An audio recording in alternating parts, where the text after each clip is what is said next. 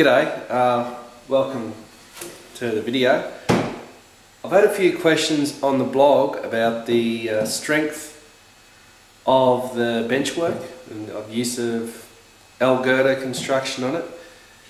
I've spanned some fairly lengthy areas with just L girder with no supports coming up from the lower level. It's just, I basically designed it so the front doesn't need support from the decking. It's pretty much independent.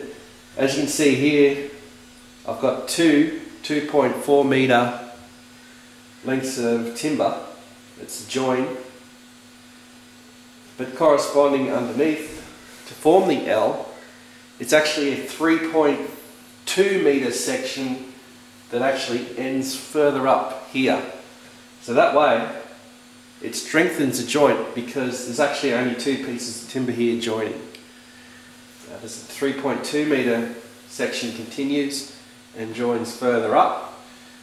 That way if you separate the joints, you can strengthen, you make the joints a lot stronger because it's not a point of weakness. You'd probably have a lot of trouble with bending if you did actually have the L girder on the bottom joining at the same point. You get a lot of flexibility. Now, I'm 101 kilos, so I'm not too sure what that is in pounds. Times it by 2.25 and you'll get there, 225 pound, right?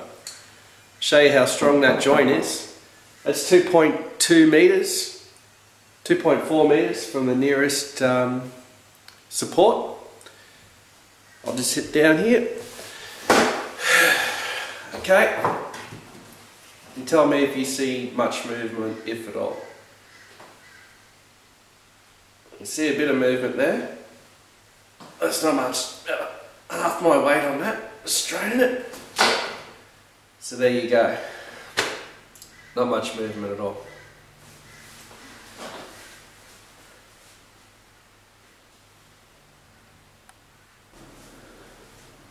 Okay, this is the end section. You've probably all seen that. It was the first part of the layout to be construction. It's roughly 3.3 metres, around about 12 foot from one side to the other. I actually made this out of a 3.3 section. So this front plate here, front section of timber, is cut to length. They've actually got two separate pieces underneath to form the L girder, because trying to make it a bit stronger. The only thing I'd recommend if you do make these L girders, I put dowel in there to strengthen the joints, dowel and glue. Once the dowel and glue was dried, I've also screwed them as well just to add that extra bit of strength. I mean, they're solid as a rock. So there's 3.3 metres. As you can see, pulling down on that, putting a fair bit of weight on it. No movement whatsoever. Actually more concerned about weight pulling it away from the wall than anything else.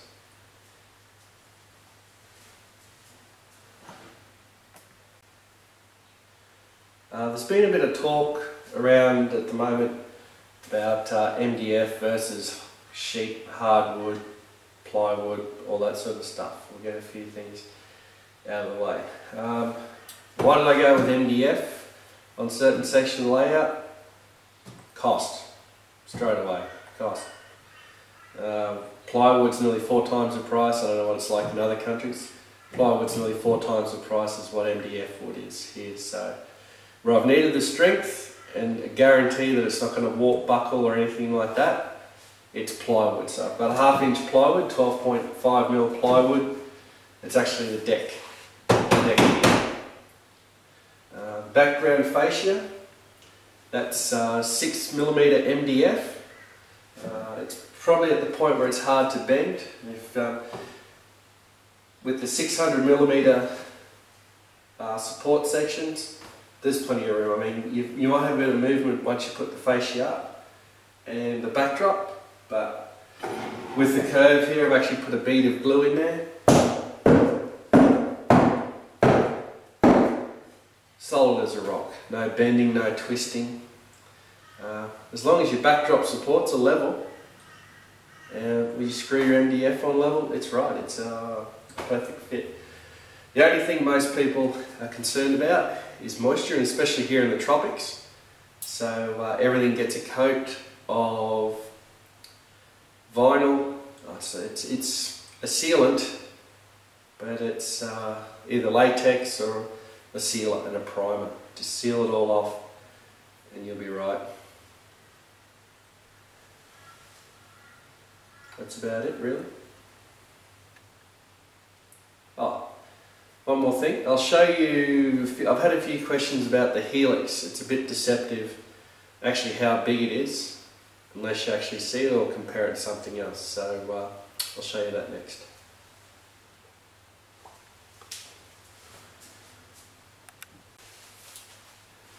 Okay, to give you some idea of actually how big the Helix is as a comparison, I've put a 40-foot stock car on the Helix, and as you can see, even with track, I can still get my fingers in between it. So an N-scale car is no worries. I did do a bit of research on the net, and one thing I did commonly pick up is people with N-scale Helixes is they wish they made it bigger so they can get their hands in, easier to clean, easy to replace track. As you can see, I can get a fair bit of my hand in there. Another question people might have had about it is because it's an MDF and the joints actually overlap, they don't butt, and then the second level, so it's laid over the top of each other. 6mm MDF cut to a circle. People ask me, people do have a few doubts about how strong it is. You know how strong it is?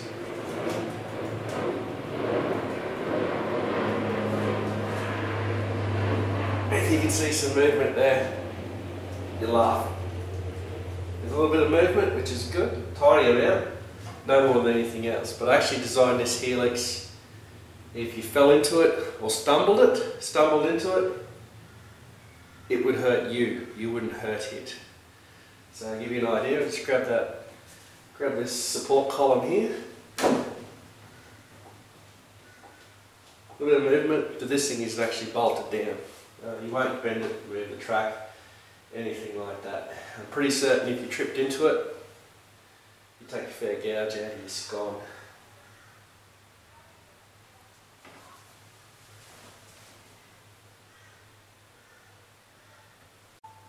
This is just another upper shot of the Helix itself. As you can see, I'll put the 40-foot box car, that's HO scale, on the track there. It's a bit of a size comparison. I just want to make sure I did the Helix right and not have trouble with it again.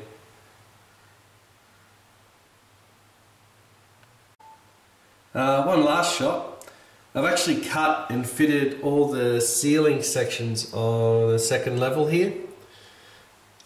It's not meant to be a weight bearing structure or anything like that. So it's 3mm MDF painted with gloss white paint.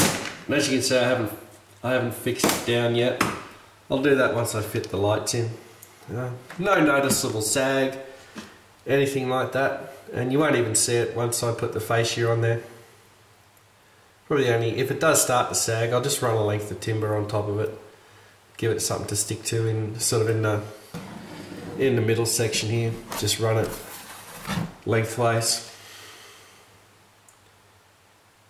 So that's it. It's all fitted around the layout at the moment.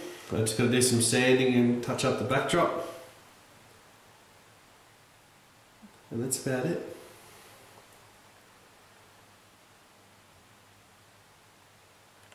Just to give you an idea, here's a shot what behind the layout actually looks like.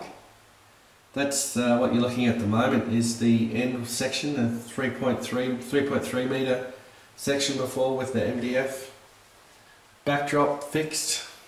Let's give it a, as you can see I've got a bead of glue around here, but I haven't got the top cut up here yet. Just give that a whack. It's more than solid. Okay, that's looking down with the staging track with a heap of crap already staged on it. But as you can see, the back of the fascia here fits quite nice and solid. That's the top deck. It's the bottom deck down there. You may notice the edge isn't as straight as you like to, but the track level is actually 100mm above the bottom of that, so you won't even see that with scenery in place. So that's a bit of a behind the scenes what the layout looks like there. Progressing along nicely.